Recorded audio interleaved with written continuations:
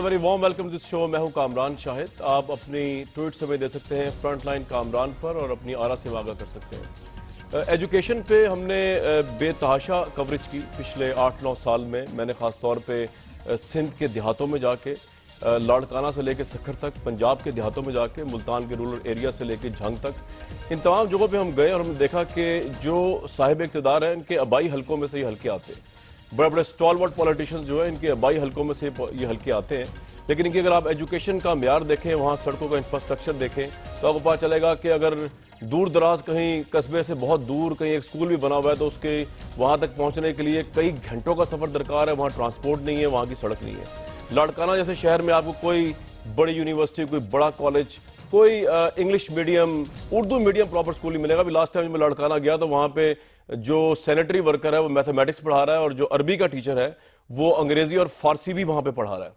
तो ये लाड़काना इसलिए सिंबॉलिक है कि पीपल्स पार्टी की लेगेसी है वहाँ पर, और वहाँ पर इनकी हुकूमतें मुतवातिर सूबाई हद तक तो आती रही हैं, भी 7 साल हो गए हैं, लेकिन तालीम का ये हाल है। तो सवाल उठता है कि इतने बड़े बड़े हुक्मरान अपने ही हलकों में अवाम को क्यों नहीं तालीम देते।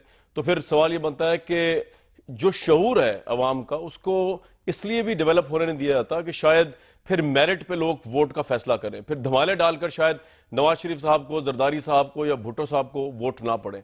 लेकिन अगर यही हाल हम देखें शहरों के अंदर, तो भी यूनिवर्सिटीज़ का यही पोजीशन है कि मेरी अपनी ज़ाती शिकवा है कि पाकिस्तान के किसी स्टूडेंट ने जो यहाँ से पढ़ के भी बाहर जाता है, कोई डिसिप्लिन तक इजाद नहीं की पिछले 10, 20, 30 सालों के अंदर। मेरा जो एकेडमिक्स का तजर्बा है उसमें भी हमने देखा कि कोई कुछ ज़्यादा नजर नहीं आया स्पार्क के स्टूडेंट्स जाके बहुत बाहर जाके तूफान मचाएंगे, और यहां से गए भी स्टूडेंट्स, उन्होंने कुछ नहीं किया। तो ये सब कुछ ऐसा क्यों होता है, इस पे बात करेंगे। हायर एजुकेशन पे बात करेंगे, खासतौर पे वाइस चांसलर जो यूनिवर्सिटी का लीडर होता है। यूनिवर्सिटी जिसका काम सिर्फ स्टूडेंट्स को तालीम देना नहीं है बल्कि उसकी कैरेक्टर बिल्डिंग है मेरे नज़दीक, तो उसमें उसका रोल क्या होता है और पाकिस्तान में उसकी सिलेक्शन के क्या म्यार हैं। हमारी आज की जो नशिस्त है, we are honour to have Galaxy of academics, जो आपको शायद अदरवाइज उनके व्यूज सुनने को ना मिले। आज के इस प्रोग्राम में इनवाइट किया डॉक्टर खालिद आफ्ताब साहब। आपका ताल्लुक गवर्नमेंट कॉलेज यूनिवर्सिटी लाहौर से रहा। आपने कॉलेज से लेकर यूनिवर्सिटी तक ट्रांसफॉर्म किया गवर्नमेंट कॉलेज को। इनलाइटनमेंट हमने देखी है इनके दौर के अंदर। सुहेल नकवी साहब, आप लम्स के वाइस चांसलर, बहुत वार्म वेलकम सुहेल साहब। डॉक्टर तारिक रहमान साहब, आप इनके कॉलम्स और फीचर्स पढ़ते रहते हैं हायर एजुकेशन को और एजुकेशन को लेकर, बहुत वार्म वेलकम आप सब लोग। खालिद साहब, आप बहुत अरसा गवर्नमेंट कॉलेज के वाइस चांसलर रहे, वहाँ पे सर्च कमेटीज भी बनती रहीं। एक तो ये बता दीजिए कि वाइस चांसलर का बेसिकली रोल क्या होता है इस यूनिवर्सिटी को और स्टूडेंट्स की जिंदगियों के अंदर, टू स्टार्ट विद। देखिए, बुनियादी जो है मामला वो तो ये है कि असातिज़ा का रोल बहुत अहम होता है किसी भी तालीमी इदारे में, और तमाम असातिज़ा में वाइस चांसलर का रोल जो है वो ख़ुसूसी तौर पे बहुत अहम होता है। अब वो काम जो असातिज़ा करते हैं वो काम शायद वाइस चांसलर नहीं करता, लेकिन उन असातिज़ा के कामों से बहुत बढ़ के वो काम करता है। वो यूँ समझ लीजिए जैसे कि एक किसी कारोबारी इदारे में एक आजिर होता है, एंटरप्रेन्योर होता है, वो काम वाइस चांसलर का होता है। अब आजिर तो अपने लिए ख़ुद फैसला करता है कि मैंने क्या काम करना, किस तरह का इदारा चलाना है, जबकि वाइस चांसलर का चुनाव और लोग करते हैं और फिर उसके ज़िम्मे ये काम लगाते हैं कि जी आप इस यूनिवर्सिटी की देखभाल कीजिए। तो जिस तरह का चुनाव होगा, जिस अंदाज का चुनाव होगा और जितने अरसे के लिए वो चुनाव किया जाएगा, ये तमाम अवामिल जो हैं वो किसी भी वाइस चांसलर की कारकर्दगी पे बहुत असरअंदाज होते हैं। अच्छा। तो उसका काम बेहद अहम है। वो मुंतज़िम भी है, वो तालीमी मयार का ज़िम्मेवार भी है, वो माजी की रवायात का अमी व पासदार भी है अगर वो इदारा पुराना है तो, और फिर उसे बैनुल अक़वामी सतह पे अपनी यूनिवर्सिटी को आगे बढ़ाना है। उसके तो चैलेंजेस बहुत हैं, उसमें तो फाइनेंशियल मैनेजमेंट भी है, उसमें एकेडमिक एक्सीलेंस का इशू भी है। खालिद साहब, समझते हैं कि जो बाहर के वाइस चांसलर हैं उनका रोल ज़्यादा सर्मोनियल होता है और पाकिस्तान में ज़्यादा एडमिनिस्ट्रेटिव होता है, या ज़्यादा, या आप समझते हैं कि नहीं उसी तरह ही है? नहीं, वो वहाँ पे उन्होंने काम को बांटा हुआ होता है। वाइस चांसलर के साथ एक टीम होती है, ठीक, प्रो वाइस चांसलर हों या وائس چانسلر ایکڈیمک ہو، وائس چانسلر کسی اور کام کے لیے ہوں، وہ کام کو بانٹ لیتے ہیں. ہمارے ہاں یونیورسٹیوں میں بالعموم ایک ہی فرد ہوتا ہے اور پوزیشنز ہیں پرو وائس چانسلر کی، لیکن عام طور پہ وہ خالی ہی رہ جاتی ہیں. اس لیے تمام تر توجہ جو ہے وہ وائس چانسلر پہ ہی یہاں مرکوز ہوتی ہے. اس حوالے سے پاکستانی یونیورسٹیوں میں وائس چانسلر کا ایک کلیدی رول ہے اور بہت اہم رول ہے. رائٹ. سہیل صاحب، آپ کا ایکسپیرینس کیا ہے being a vice chancellor LUMS? کیا رول آپ سمجھتے ہیں ایک وائس چانسلر کا ہوتا ہے؟ وائس چانسلر کا جی بہت ایک کمپلیکس رول ہوتا ہے، اور وہ ایک چیز صرف نہیں ہوتی ہے، کیونکہ ایک جو یونیورسٹی ہوتی ہے وہ ایک کارپوریشن بھی ہوتی ہے. ٹھیک ہے. لیکن اس کے ساتھ آپ کا ایک پورا ایک ایکیڈیمک سسٹم ہے، آپ کی ڈپارٹمنٹس ہیں، آپ کی فیکلٹیز ہیں، اور سو ایک ایکیڈیمک آفیسر کا بھی رول ہوتا ہے. پھر اگر آپ ایک ریزیڈینشل کیمپس ہیں جہاں پہ آپ کے ہاسٹل وغیرہ ہیں، تو آپ ایک طرح سے ایک شہر کے میئر بھی ہوتے ہیں. پانی کا بھی سسٹم ہوتا ہے، بجلی کا بھی سسٹم ہوتا ہے جو آپ نے چلانا ہوتا ہے. تو یہ بلینڈ آف اکیڈیمک اور مینجمنٹ سکلز ہیں وائس چانسلر کی؟ بالکل. ایکیڈیمک سکلز بھی آپ کو چاہیے، پیپل سکلز آپ کو خاص طور پہ چاہیے، اور جو آپ نے کریٹیکل تھنکنگ کا ذکر کیا اس کو اجاگر کرنے کی بھی سکلز آپ کو ایٹماسفیئر پرووائڈ کرنا ہے، ایکو سسٹم سوال پوچھنے کی آزادی سب سے بڑا، تو سب سے زیادہ وہ ہے. اور آپ یہ سوچیں کہ سب سے زیادہ ذہین جو لوگ ہوتے ہیں، ہماری کوشش تو یہی ہوتی ہے کہ وہ ہماری یونیورسٹیوں میں ہوں. تو اگر آپ یونیورسٹیوں کو اس طرح چلائیں گے کہ یہ اتنے ذہین لوگ لے کے آپ ان کو بتائیں کہ کیا کرنا ہے، تو پھر فائدہ کیا ہوا اتنے زیادہ ذہین لوگوں کو رکھنے کا؟ تو آپ نے ان کو ایٹماسفیئر دینا ہے، وہ لیڈرشپ رول. بالکل بالکل. رائٹ. ڈاکٹر صاحب، آپ کا اپنا ایکسپیرینس کیا ہے؟ پاکستان میں جو وائس چانسلرز ہیں وہ کیا رول ادا کر رہے ہیں ایجوکیشن میں یونیورسٹیز کی؟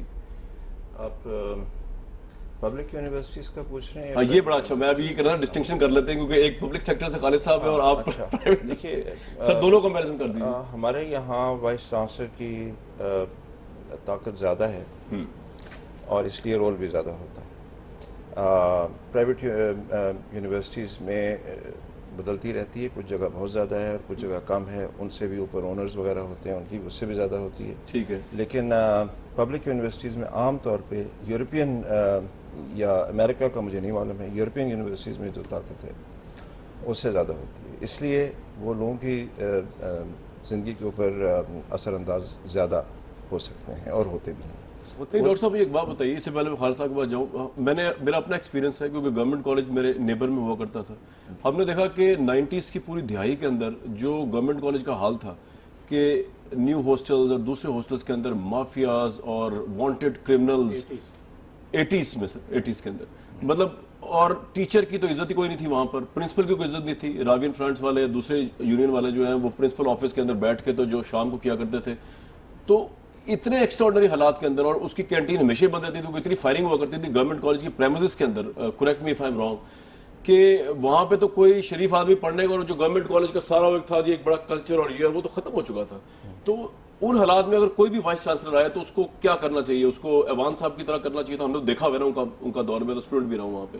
مجھے تو کسی صاحب کا نہیں معلوم، لیکن لیکن میں یہ بتاتا ہوں، ایسے حالات تو اس طرح کے حالات میں ایمرجنسی نافذ ہو کے یونیورسٹی میں وائس چانسلر زیادہ طاقت استعمال کرنا چاہیے ان خاص حالات کے اندر، وہ صحیح ہے.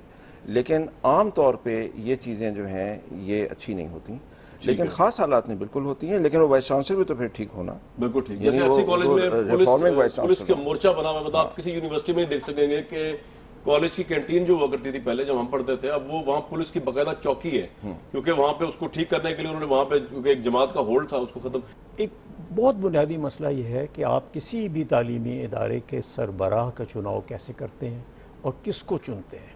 ٹھیک ہے. اگر وہ تعلیم یافتہ تو ہوگا ہی، وہ اس بارے میں تو دو آرا ہو نہیں سکتی، لیکن اگر وہ جانتا ہو کہ دنیا میں یونیورسٹی لیول پہ انتظامی چیلنج کیا ہیں اور اس نے اپنے ادارے کو کیسے چلانا ہے، اور اس کے پاس کتنی آزادی ہے کہ اس نے اپنے ادارے کو آگے لے کے جانا ہے، اگر اس کو یہ سب کچھ پتہ ہو تو پھر وہ اپنی ڈیوٹی اور اپنے فرائض اچھے انداز میں ادا کر سکتا ہے. ٹھیک ہے.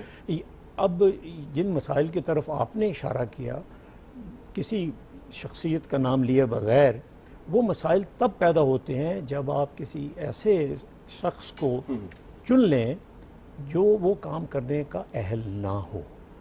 یہ کام آج کے دور میں بھی یونیورسٹیوں میں ہوتا ہے, ٹھیک ہے, اور شاید ہوگا بھی, کیونکہ جو چناؤ کا عمل ہے وہ میری نگاہ میں غیر تسلی بخش ہے.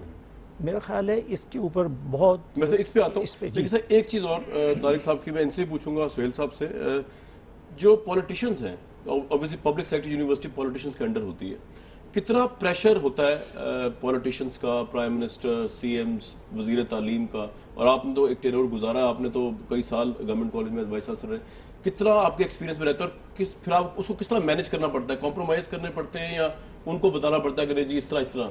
میرا تجربہ یہ ہے, میں 18 برس تک اس آفس میں رہا ہوں. I was the last principal and the first vice chancellor. 2 terms میں نے وائس چانسلر سے. ٹھیک.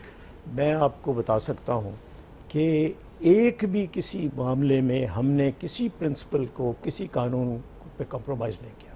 اچھا. صدر پاکستان سے لے کے وزیر اعظم اور سیکشن آفیسر تک, پاکستان میں کلچر ہے, لوگ یہ کام کرنے کی کوشش کرتے ہی رہتے ہیں, لیکن ہم نے کبھی نہیں کیا. اور اپنے آپ کو کیسے مینیج کیا؟ مینیج اس طرح کیا کہ ہم نے یہ فن سیکھا کہ نو بٹ پولائٹ نو کیسے کہنا ہے, فرم بٹ پولائٹ نو کیسے کہنا ہے. مجھے تو کبھی کسی نے تنگ نہیں کیا, جیسے کہ عام طور پہ لوگ کہا جاتا ہے. لوگ دراصل خود تنگ ہونا چاہتے ہیں. ہاں, میں سچی بات بتاؤں, مطلب اگر اپوائنٹمنٹ میں کمپرومائز ہو بالکل, تو آپ کیا تو اس وقت پھر آپ پوزیشن ہی کمپرومائز ہوتی ہے. اگر آپ اپنے میرٹ پہ آئے ہوتے ہیں, آپ کو اپنی قابلیت میں اس پہ سلیکشن کمیٹی پہ ضرورت ہے, لیکن جس طرح خالد صاحب نے کہا, آپ کے خیال میں اونرز کا پریشر نہیں ہوتا پرائیویٹ یونیورسٹیز میں؟ دیکھیے, طارق صاحب نے پوائنٹ ہے, اس لیے میں پٹ فورتھ کر رہا ہوں. جی, اگر آپ پرائیویٹ یونیورسٹی کا ذکر کرتے ہیں تو وہاں پہ اونرز ہو سکتے ہیں. اگر آپ پبلک یونیورسٹی پہ کا ذکر کریں تو وہاں پہ یو کین تھنک اباؤٹ کہ جو آپ کے پبلک ریپرزینٹیوز ہیں وہ اونرز ہیں. بالکل ٹھیک. دونوں کا پریشر جو ہوتا ہے وہ ایک ہی قسم کا ہوتا ہے, لیکن کسی کام کے کرنے میں آپ کے اوپر ہمیشہ مختلف قسم کے پریشرز ہوتے ہیں. یہ اب آپ کی قابلیت ہے اور اہلیت ہے کہ آپ ان پریشرز کو بیلنس کر کے. سر, وائس چانسلر کے پاس جاب سیکیورٹی ہے پرائیویٹ سیکٹر میں کہ کہہ دیا گیا کہ اگر آپ کی سلیکشن ہوگی 3 سال کے لیے تو وہ 3 سال آپ کو ہٹا کو نہیں سکتا, یا وہ اونر ہی کے اس پہ چلتے رہتے ہیں کہ اگر اس کی وم کے اوپر آپ چینج بھی ہو سکتے ہیں؟ دیکھیے, میں پھر کہوں گا کہ پبلک اور پرائیویٹ سیکٹر دونوں اس چیز میں برابر ہیں. دونوں کے اندر جاب سیکیورٹی نہیں ہوتی ہے. اچھا. یہاں پہ ٹینیورڈ پوسٹ ہونی چاہیے, اس لیے جب ہم نے یعنی کہ نہیں ہے, یہی میں پوچھنا چاہتا ہوں. ٹھیک نہیں ہے, لیکن پاکستان کا کلچر یہ ہے کہ یہاں کی اگر آپ ہسٹری دیکھیں تو زیادہ تر جو وائس چانسلرز ہیں انہوں نے اپنی ٹرم جو ہے وہ پوری کی ہے, اور آپ نے مطلب اتنی اس پوزیشن کی رسپیکٹ دی گئی ہے کہ اس میں سے لوگوں کو نہیں ہٹایا گیا ہے. جی, جہاں تک میں سمجھتا ہوں بالکل ہوتا ہے, پریشر ہوتا ہے, لیکن میں وائس چانسلر نہیں رہا, لیکن director national institute of Pakistan studies رہا. اس کے اندر میرے اوپر اتنے دنوں میں نہ HEC نے, نہ کسی منسٹر نے, نہ کسی بیوروکریٹ نے کبھی کوئی ایسا پریشر ڈالا جس سے انہوں نے میرا فیصلہ, صرف میرا نہیں, ساری فیکلٹی کے فیصلہ بدلا ہو. کبھی نہیں ایسا. اچھا. 1-2 دفعہ لوگ آئے, ان کو ہم نے آرام سے بٹھایا, چائے پلائی. 26 لوگ تھے, سب کا امتحان لیا, سب فیل ہو گئے. میں نے سب کو جا کے بتایا کہ یہ وجوہات ہیں آپ کے فیل ہونے کے وغیرہ, اور کچھ لوگ آپ کے ساتھ آئے تھے, وہ بیٹھے ہوئے ہیں آرام سے. ان سب نے مجھے بعد میں یہ کہا کہ اگر وہ پاس ہوتا اور ہمارا نہیں ہوتا تو ہمیں اعتراض ہوتا. وہ بھی فیل ہو گئے. آپ نے سب کے ساتھ انصاف سے کام کیا تو فیل ہو گئے. اور میں نے انہیں بتایا کہ یہ سب, اس پہ ایک اہم سوال یہ اٹھتا ہے کہ بیسکلی جو لوگ وائس چانسلرز کو سلیکٹ کرتے ہیں پاکستان میں, اس سرچ کمیٹی کا معیار کیا اور ہونا کیا چاہیے؟ آپ میرے خیال میں ویسے تو سرچ کمیٹیز پاکستان میں ہوتی ہیں, اس کے وہ انٹرویو بھی کرتی ہیں وہ پہلے, لیکن یہ اینڈ پروڈکٹ جو ہے معذرت کے ساتھ ڈاکٹر سہیل سے اور ڈاکٹر صاحب سے بھی معذرت کے ساتھ, مجھے یہ نہیں معلوم نہیں سرچ کمیٹی میں رہے ہوں گے یہ ضرور, اس لیے معذرت کے ساتھ, سرچ کمیٹی صحیح لوگوں کو سرچ نہیں کرتی ہیں. اچھا. اور اس کے اندر دیکھیے میرے پاس جو بڑے نام ہیں, کچھ 2-3 ایسے ہیں جن کو پاکستان میں وائس چانسلرشپ ملی اور بڑے اسکالرز ہیں. رضی الدین صدیقی صاحب شروع میں رہے تھے, جمیل جالبی صاحب ایک زمانے میں رہے, ڈاکٹر قاسم ڈان ابھی پچھلے دنوں رہے.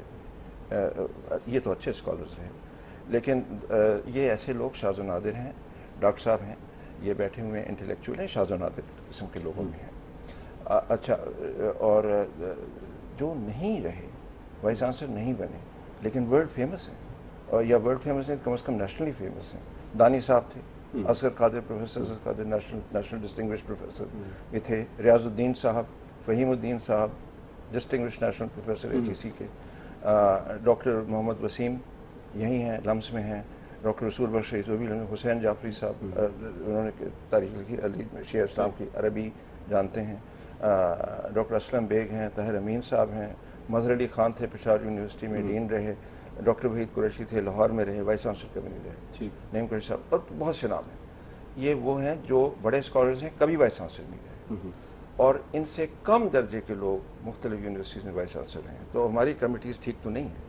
یہ تو بالکل کمیٹیز کیا، کمیٹیز ٹھیک بھی ہو تو آخری فیصلہ CM پنجاب نے کرنا ہوتا ہے یا CM صوبے نے کرنا ہوتا ہے؟ یہاں پہ میں تھوڑا سا اختلاف کروں گا. ضرور کریں. میں بہت رسپیکٹ کرتا ہوں ڈاکٹر طارق صاحب کی. دیکھیے، میں نے پہلے ذکر کیا کہ ایکیڈیمک آفیسر ہونا ایک کنڈیشن ہوتی ہے، ایک اسکالر ہونا، لیکن آپ کو مینجمنٹ کے بارے میں، فائنانسز کے بارے میں، شہر چلانے کے بارے میں، لوگوں کو سنبھالنے کے بارے میں، ان ساری چیزوں پہ عبور حاصل ہونا چاہیے. دوسری بات یہ ہے کہ یونیورسٹی کس سٹیج پہ ہے. پرانی یونیورسٹی ہے، نئی یونیورسٹی ہے، نیا کیمپس بن رہا ہے. یونیورسٹی میں اس وقت حالات خراب ہیں، حالات صحیح ہیں، فائنینشلی خراب ہے.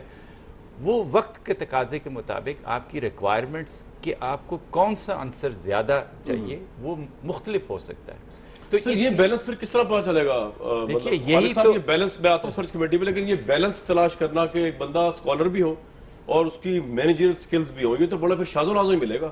کیونکہ طارق صاحب نے تو اسکالرز کے نام گنوا دیے کہ جی ان کو ہونا چاہیے. ان میں سے بہت سے لوگ ایسے ہیں جو مینجمنٹ کر چکے ہیں، بڑی اچھی کر چکے ہیں. ان میں سے بہت سے ایسے لوگ. لیکن آپ اگر پریفرنس میں جائیں گے تو کس کی طرف جائیں گے، اسکالرشپ یا مینیجریل سکلز؟ اگر آپ کو اگر آپ کے سامنے چوائس آ جائے. اول تو یہ ہے کہ بہت دفعہ یہ ساتھ بھی جاتی ہیں. ٹھیک ہے، یہ مفروضہ ہے کہ نہیں. پہلے سے اچھے اسکالر کو دیکھ لیا اور کہا یہ اچھا مینیجر نہیں ہوگا، یہ تو صحیح نہیں ہے نا. آپ بعد میں دیکھ کے بتائیں. آپ کے سوال کا جواب یہ ہے کہ ان دونوں کا ایک اچھا امتزاج ہونا چاہیے ان صاحب یا صاحبہ میں جن کو آپ وائس چانسلر چنیں.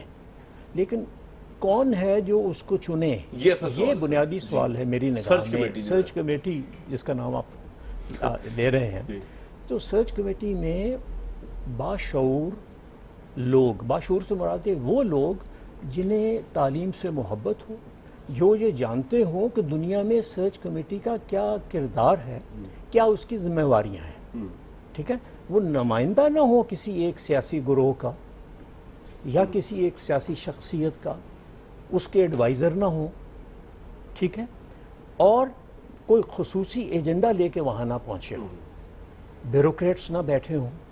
بیوروکریٹس تو بیٹھتے ہی ہیں کسی نہ کسی شکل میں، لیکن وہ فیصلہ کرنے کی حیثیت میں وہاں نہ بیٹھے.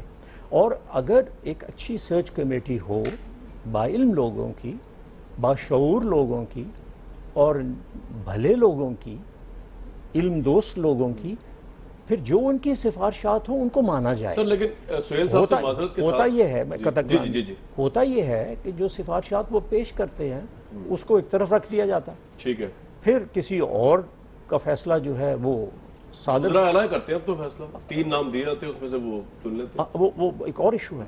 تو وہاں پہ وہ ایک خاص کلچر ہے. آپ کو پتا ہمارے ہاں ایک کلچر آف کرونیزم چل رہا ہے. لوگ دوسرے رستوں سے پہنچتے ہیں، پہلے سے پہنچتے ہیں، سرچ کمیٹی والوں کے پاس پہنچتے ہیں، سرچ کمیٹی کے ذریعے پھر ارباب اقتدار یعنی مینوورنگ ہوتی ہے وائس چانسلر کی سلیکشن کھلم کھلا ہوتی ہے. اچھا سہیل صاحب سے معذرت کے ساتھ میں آپ سے ایک چیز پوچھنا چاہ رہا ہوں. گورنمنٹ کالج کی سلیکشن کمیٹی کے ساتھ میں بھی اپیئر ہوا، سلیکٹ ہوا تھا خیر، لیکن وہ بابر علی صاحب اس میں کس کیپیسٹی میں بیٹھتے ہیں، ان کا کیا تعلق ہوتا ہے؟ مطلب گورنمنٹ کالج کی ہر سلیکشن کمیٹی بابر علی صاحب پیکیجز کے مالک ہیں، اچھی بات ہے، بزنس انٹرپرائز میں کتنی بڑی ہے. ہمارے ہاں تو نہیں کبھی بیٹھے سر. وہ سلیکشن کمیٹی کے ممبر وہ سرچ کمیٹی میں اب وہ ہیں پنجاب گورنمنٹ کے سرچ کمیٹی میں. کیوں ہیں؟ یہ تو پنجاب گورنمنٹ بتا سکتی ہے، میں تو اس کا جواب طارق میں ان سے نہیں پوچھوں گا سر سے، کلیش آف انٹرسٹ ہو جائے گا. کیوں ہے؟ بابر علی صاحب کو میں فوکس نہیں کر رہا، کوئی بھی ایک شخص جو ایک بزنس مین ہے، بہت بڑا اچھی بات ہے، وہ کیوں ہے؟ وائس چانسلر کو کس طرح وہ جج کر سکتے ہیں؟ ان کی اپنی کوالیفیکیشن کیا ہے؟ دیکھیے ہمارے یہاں طاقتور لوگ اس کے اندر ہوتے ہیں نا، تو سر پھر یہ تو سارا فضولی بات ہوگی نا. طاقتور لوگ ہی ہوتے ہیں نا ہمارے یہاں. یہ جو وزرائے اعلیٰ وغیرہ کے وہ بھی تو طاقتور. دیکھیے وہ بھی غلط ہے, ہم تو کہتے ہیں 3 نام جو سلیکٹ کرتے ہیں. کالونیل یونیورسٹی بنی کس طرح تھی؟ یہ ہماری یونیورسٹیز جو ہیں یہ کالونیل یونیورسٹی کے بعد کے یعنی ایک سمجھیں کہ چینج فارم ہے. 1858 نے جب انگریزوں نے پہلی بار یہاں یونیورسٹی بنائی تو اس لیے کہ یہاں کے لوگ یہ لکھی ہوئی بات ہے, انہوں نے لکھا ہے, کچھ ڈگریز یہاں لوگوں کے پاس ہوں. انگلینڈ سے لوگ امپورٹ کرنا مشکل ہے, انڈیا میں ڈگریز دی جائیں. لیکن ساتھ فکر ان کو یہ تھی کہ کہیں آکسبرج ماڈل نہ ہو جائے. ٹھیک ہے. کہ یہ جو ڈانس ہیں, ڈانس کے میرا مطلب پڑھانے والے کو ڈانس کہتے ہیں, پروفیسرز کو ان آکسفورڈ اینڈ کیمبرج, ان جیسے آزاد نہ ہوں, ان پہ گورنمنٹ کا کنٹرول نہیں ہے. لہٰذا یونیورسٹی آف کیلکٹا جب سب سے پہلے بنی اس کے اندر پڑھائی نہیں ہوتی تھی, پڑھائی کالجز میں ہوتی تھی. کالجز کے لیکچررز کلاس 2 سرونٹس تھے گورنمنٹ کے, ٹھیک ہے, کلاس 1 نہیں تھے. تو ان کو, اور آفیشیل سیکرٹس ایکٹ ان پہ نافذ تھا. وائس چانسلر جج تھے اور بیوروکریٹس تھے. یہ اس لیے رکھا کہ وہ کنٹرول کریں گے. تو ہم تو شروع ہی اس طرح ہوئے نا, گورنمنٹ کے ہاتھ میں تھی. چانسلر گورنمنٹ کا ایک اونچا افسر, وہ ہمارے یہاں تھا, اب بھی ہے. تو ہماری یونیورسٹی کے تو ٹریڈیشن ہی یہی ہے نا. تو یہ تو کوئی نئی بات نہیں ہے, اس سے ہٹنا نئی بات ہوگی جو ہم چاہتے ہیں. سہیل صاحب, آپ انڈورس کرتے ہیں اس بات کو کہ سرچ کمیٹی بہترین سے بہترین بھی آپ بنا دیں, اس کے بعد جب میں پبلک سیکٹر یونیورسٹی کی بات کروں, اس کے بعد وہ میرٹ ایک 3 بندوں کا دے گا ہر یونیورسٹی کے اگینسٹ, لیکن اس کے بعد ڈسکریشن پھر سی ایم کی ہوگی صوبے کی کہ وہ ڈیسائیڈ کرے گا کہ 3 والے کو اوپر لیا, 1 والے کو, اگر یہی کچھ کرنا ہے تو وہ سرچ کمیٹی جو میرٹ بنا رہی ہے, 3 انٹرویوز کر رہی ہے, جس کے اندر سی ایم کا کوئی انپٹ نہیں ہے, نا ہی از اویئر آف اٹ, کیونکہ اس کو پتہ ہی نہیں, اس کے سامنے 3 نام ہے. Why he should have or she should have that discretion? دیکھیں یہاں پہ مختلف جو ہے نا سوچ اور ماڈلز کا کانفلکٹ آ جاتا ہے. آپ کی سرچ کمیٹی نے اگر اچھا کام کیا ہے تو اس نے 3 اچھے لوگ چنے اور ان کے آگے پھر وہ ایک ان کی باقاعدہ طور پہ سمری بھی لکھی جائے گی. اب جس شخص نے اس کا جو چناؤ کرنا ہے, اس شخص نے پھر اس کے بارے میں جواب دہ بھی ہونا ہے. آپ یہ نہ سوچیں کہ صرف ایک بات ہے, اور آپ اس سے وہ اتھارٹی لے لیں کہ آپ یہ جو سلیکشن ہے کسی ایک جگہ پہ تو جا کے ختم ہونی چاہیے. انگلش یونیورسٹیز میں چانسلر ہوتے ہیں اور امریکن یونیورسٹیز میں ان کا بورڈ آف ٹرسٹیز ہوتا ہے, لیکن ان کے بھی چیئرمین ہوتے ہیں. تو ہر جگہ پہ ایک شخص ہوتا ہے جو کہ یہ آپ یہ بھی تو سوچیں نا کہ اگر جو شخص احسن طریقے سے فیصلہ کرنا چاہتا ہے وہ پھر دیکھنا چاہتا ہے. اور یہاں پہ پنجاب میں تو اس طرح ہوا ہے کہ جو 3 فائنلسٹ ہیں ان کا بعد میں انٹرویو کیا جاتا ہے. اور یہ سرچ کمیٹی نے یہ جو اس طرح سے سارٹ آف بات ہو رہی ہے جیسے کہ اس نے سب کام برا کیا, لیکن اگر ابھی میں دیکھوں کہ یو ٹی لاہور کے سرچ کمیٹی کے ہی ذریعے فضل خالد وائس چانسلر بنے, وہ میرے ساتھی تھے GIK میں, بہترین اسکالر ہیں, ان کی ریسرچ زبردست ہے, ایڈمنسٹریٹر ہیں, اور میرے خیال میں بہت اچھا فیصلہ ہوا. آپ کچھ ایڈ کرنا ہے اس میں؟ دیکھیے جیسے انہوں نے ایک مثال دی اور بہت سی مثالیں دی جا سکتی ہیں جو نگیٹ کر سکتی ہیں. انہوں نے اداروں کو تباہ کیا, تو اس کا نام میں نہیں لینا چاہتا, لیکن بنیادی بات یہ ہے کہ ہمارا ایک کلچر ہے, اس کو ہم کئی دفعہ بھول جاتے ہیں. کلچر یہ ہے کہ لوگ اپنے چناؤ کا اہتمام اور انتظام خود کرتے ہیں. دنیا میں سویلائز ملکوں میں, ایڈوانس ممالک میں ایسا نہیں ہوتا. سرچ کمیٹی جو ہوتی ہے جب لوگوں کو شارٹ لسٹ کر لیتی ہے نا, تو ان کو پھر نہیں کہتی کہ لو جی 10 منٹ کا انٹرویو ہوا, X, Y اور Z جو ہیں یہ ہم نے آگے نام بھیج دیا, اب کوئی بڑا آدمی اس کو چناؤ کر لے. ایک لیکچرر, میں آپ کو مثال دیتا ہوں, ہمارا اپنا بیٹا جو ڈرہم یونیورسٹی میں لیکچرر ہے. آپ کا بیٹا؟ ہاں ہمارا بیٹا. اس کے سیریز آف انٹرویوز ہوئے تھے, 5 انٹرویو اس کے ہوئے تھے, جس میں ایک انفارمل انٹرویو تھا, meeting over dinner with the vice chancellor. اچھا. ہاں جی, 2-3 گھنٹے وہ میٹنگ جاری رہی.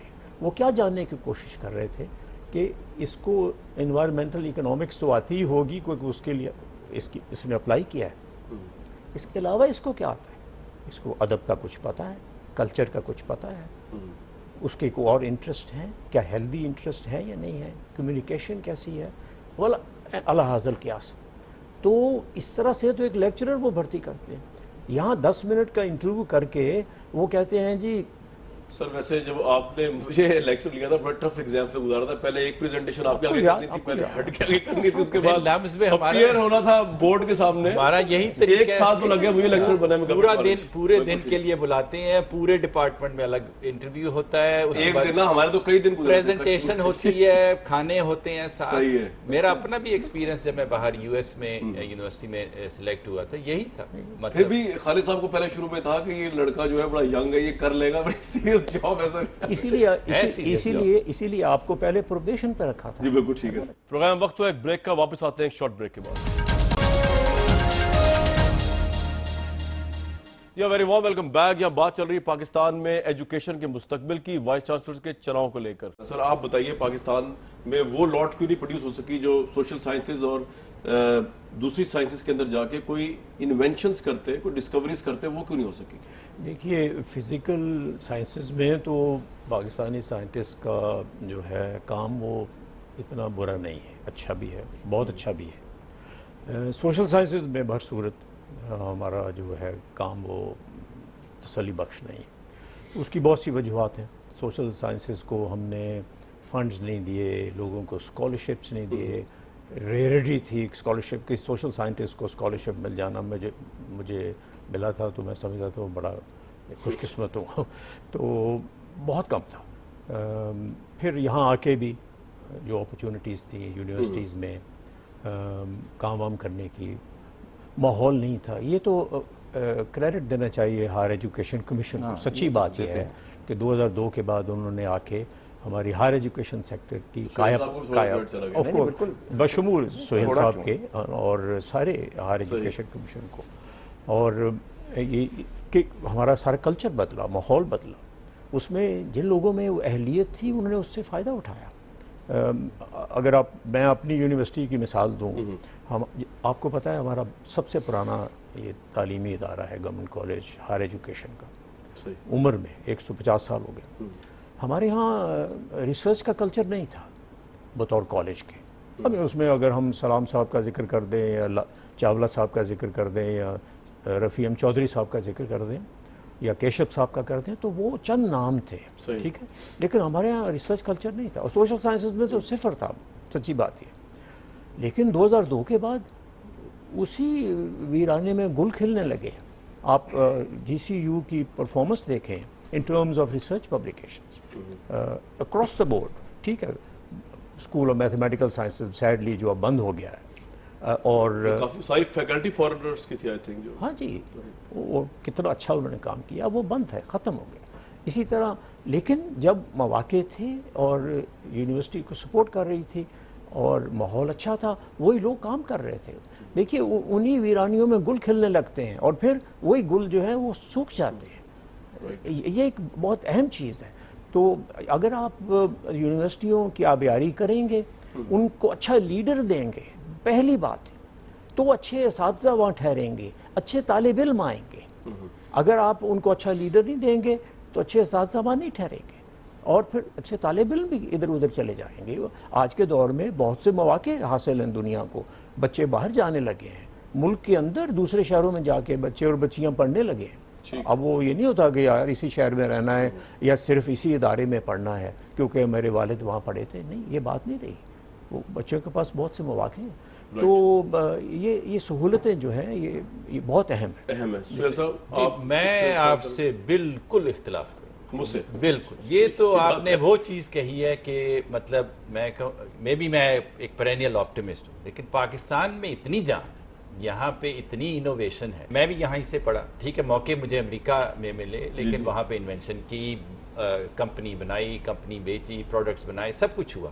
یہاں سے ایک سال پہلے میں آپ نے صرف لمس کا ایک چھوٹا سا ذکر کروں کہ ایک سال پہلے لمس سینٹر فار انٹرپرینورشپ ہم نے بنایا تھا کہ ہم پاکستان میں سب سے بڑا انٹرپرینور کلچر یہاں پہ پیدا کرنا چاہتے ہیں. اسی ایک سال کے اندر جو ہے بے تحاشا کمپنیاں بن چکی ہیں, 500 سے زیادہ جابز وہ کمپنیاں اس وقت کر رہی ہیں. $5 ملین سے زیادہ ان کی ایویلیویشن ہے, اور لوگوں نے چیزیں انوینٹ کی ہیں, پیٹنٹ کی ہیں, وہ چیزیں اب استعمال ہونے کو آ رہی ہیں. میں آپ بے تحاشا سائنٹسٹ, انجینئرز, ٹیکنیشینز کا بتا سکتا ہوں جو وچ ہیو انوینٹڈ, نئی انوینشنز کی ہیں, پاکستان میں استعمال ہو رہی ہیں, worth hundreds of millions of dollars. میں چھوٹے کی بات نہیں کر رہا, میں آپ کو اپنا ای میل دوں گا, آپ نے مجھے بھیجنی ہے ڈیٹیلز. بالکل بھیجیں, اینڈ آئی ول, میں بچے چلاؤں گا ادھر, بالکل, کیونکہ ابھی تو میری نظر میں میری بہت کم علم ہوگی, لیکن کہنے کا مقصد یہ کہ سکسیسفل ہونا, لمپس کا اسٹوڈنٹ بڑا سکسیسفل ہے, گورنمنٹ کالج کا اسٹوڈنٹ بہت سکسیسفل ہے, کراچی یونیورسٹی کا اسٹوڈنٹ بہت سکسیسفل ہے.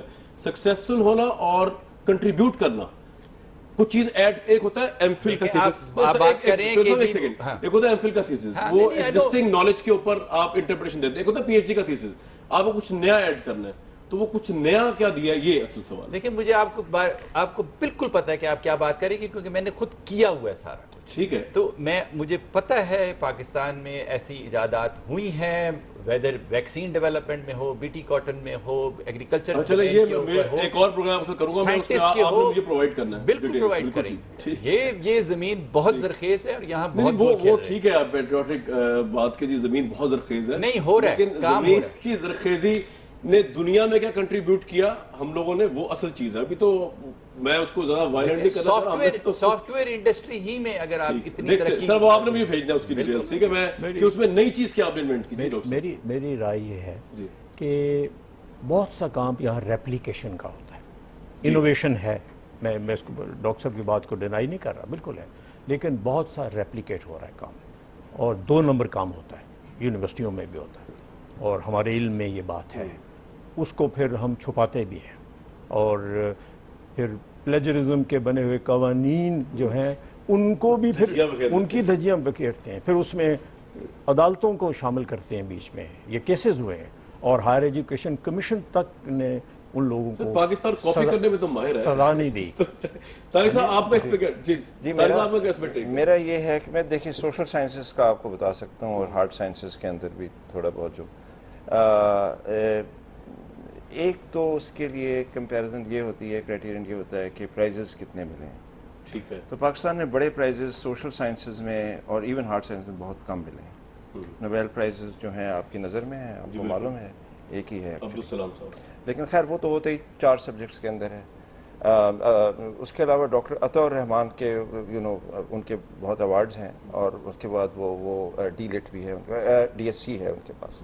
ڈاکٹر قاسم جان کے پاس ڈی ایس سی ہے, اور ان کو وہ یہ ہوتا ہے کہ آپ نے جو پبلش کیا سائنس میں, اگر وہ پی ایچ ڈی سے اوپر ہو تو ہائر ڈاکٹریٹ دی جاتی ہے. سوشل سائنسز کے اندر صرف مجھے دی ہے, ناقص کو دی ہے ڈی لیٹ مجھے پبلش ورک کے اوپر, اور ایوارڈ یعنی کم ہیں, اتنے زیادہ نہیں ہیں جن کا ذکر کیا میں نے عطا الرحمان صاحب. میں آپ کو مثال دیتا ہوں, جو میرے گرینڈ فادر تھے, he was the first male gynecologist surgeon in Pakistan, لیکن جو کوئی انوینشن نہیں ان کی, انہوں نے کوئی نئی کمپلیکیشن سے مبرہ چیز ایجاد کر دی, جس کو میں کہوں جی بہت بڑا کارنامہ انہوں نے کر دیا. کریڈٹ تو جی, میں نے ایک کتاب لکھی مہاتما گاندھی پہ, اب مجھے آپ کہیں I am the only Pakistani author سے کتاب لکھی, لیکن اس میں کوئی ایسا میں نے کوئی نیا تھیسس نہیں دے دیا جو دنیا میں ایز اے تھیرس پڑھا. اس طرح ہم نے آئی آر جب پڑھی, دیکھا باہر جا کے, آپ کو کینتھ واٹس مل جائے گا, آپ کو مورگن تھاپ مل جائے گا, آپ کو کوئی پاکستانی اسکالر نہیں ملے گا جس نے آئی آر کے اندر کوئی نئی تھیوری دے دی ہوگی جس کو آپ پڑھا رہے ہو. نہیں وہ صحیح ہے, یہ بات, یہ تبھی تو میں کہہ رہا ہوں یہ بات. اچھا ہاں, لیکن دیکھیے حیرانی کی اس سے بڑی بات بھی ہے کہ انڈیا کے اندر تو یہ شاید سمجھا یہ جاتا ہے کہ جی سوال بھی پوچھا جا سکتا ہے, اور یہ بھی ہے, اور شاید پیسہ بھی خرچ کریں, لیکن ان کے یہاں بھی اگر پاپولیشن دیکھا جائے تو یہ ایوارڈز وغیرہ اس کرائٹیرین سے ان کے یہاں بھی بہت کم ہے.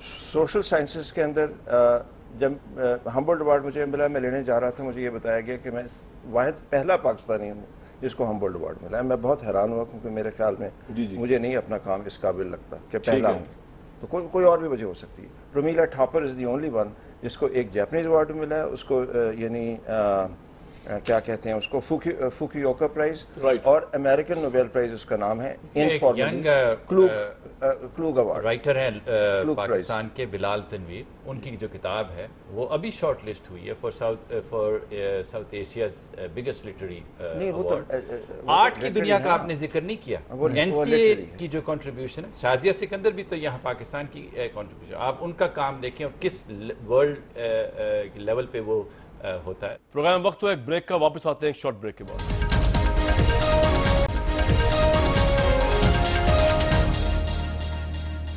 या वेरी वार्म वेलकम बैक। यहाँ बात चल रही है पाकिस्तान में एजुकेशन के मुस्तकबिल की, वाइस चांसलर के चुनाव को लेकर। सर, आपके दौर में एक दफा बुलाया गया था बाहर से नोबेल प्रोफेसर्स को, एक ने 3 और 2 नोबेल प्राइज विन किए। जी जी, एक मुसलमान को, एक पाकिस्तानी अल्लाह के फजल से नहीं था। जी सर जी, ये ठीक है जी। देखिए जितने सब्र करना सीखे उसके लिए। सबर सर 60 साल 70 साल हो गए सबर करते रहे। देखिए आपकी इस बात का जवाब ये है कि अगर आप जितना मर्जी दौड़ रहे हो, अगर सड़क जिसके ऊपर आप दौड़ रहे हो वो गलत चुनी हो तो उस दौड़ने का कोई फायदा नहीं। ये बड़ी बुनियादी बात है, इसको ना भूलिए। कोई शक नहीं यहाँ बहुत टैलेंट है, कोई शक नहीं यहाँ अपने अपने इनफरादी शोबों में बहुत लायक लोग हैं और हमेशा से थे। साइंस की दुनिया हो, टेक्नोलॉजी की दुनिया हो, कई नाम लिए जा चुके हैं, हम भी ले सकते हैं।